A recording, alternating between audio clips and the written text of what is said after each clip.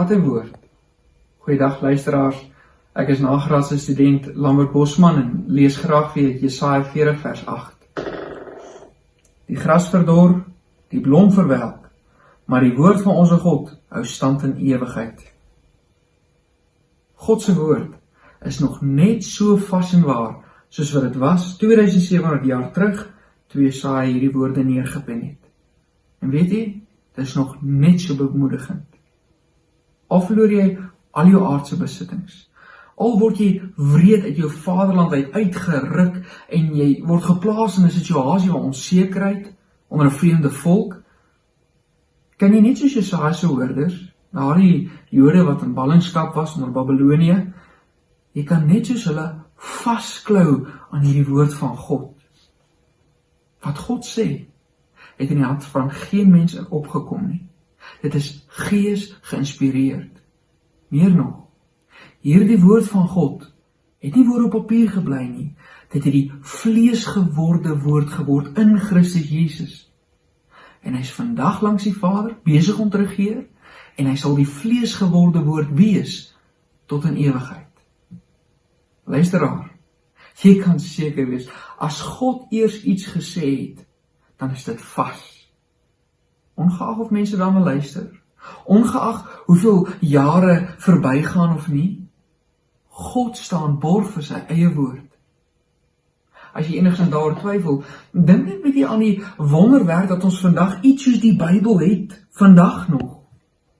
Die Bybel is 'n versameling van 66 boeke, wat oor 'n periode van ongeveer min of meer 1500 jaar neergepen is, deur 40 individue waarvan ons weet, wat in 10 verskillende lande op 3 verskillende kontinente, Afrika, Asië en Europa, versprei was, wat in 3 tale geskryf het, Grieks, Hebreeus en Aramees, en ons het derduisende kopieë wat gemaak is van daardie oorspronklike manuskripte, en dit het tot vandag toe behoue gebly.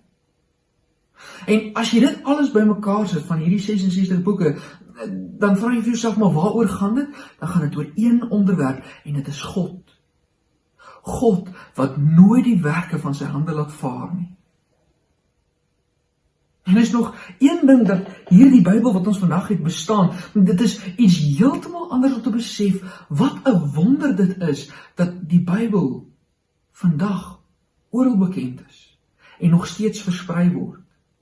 Het jy geweet dat daar meer kopieë van die Bybel vandag verkoop word, as enige ander boek wat jy daar buite by 'n boekwinkel gaan kry? Die rede hoekom die Bybel vandag nie meer op 'n beste verkoperlyste verskyn, is omdat die Bybel as boek ander verkope by so ver oortref, hulle ag dit nie meer nodig om dit te noem nie. Nog 'n voorbeeld om dit te bevestig is, daar is iets soos die Guinness Boek van Wêreldrekords, en in 2021 het die Bybel die toekenning gekry, dat dit die boek is wat die meeste verkoop is ter wêreld. Daar word geskat dat daar al ongeveer 5 tot 7 miljard kopieë tot en met hede toe uitgestuur is in die wêreld.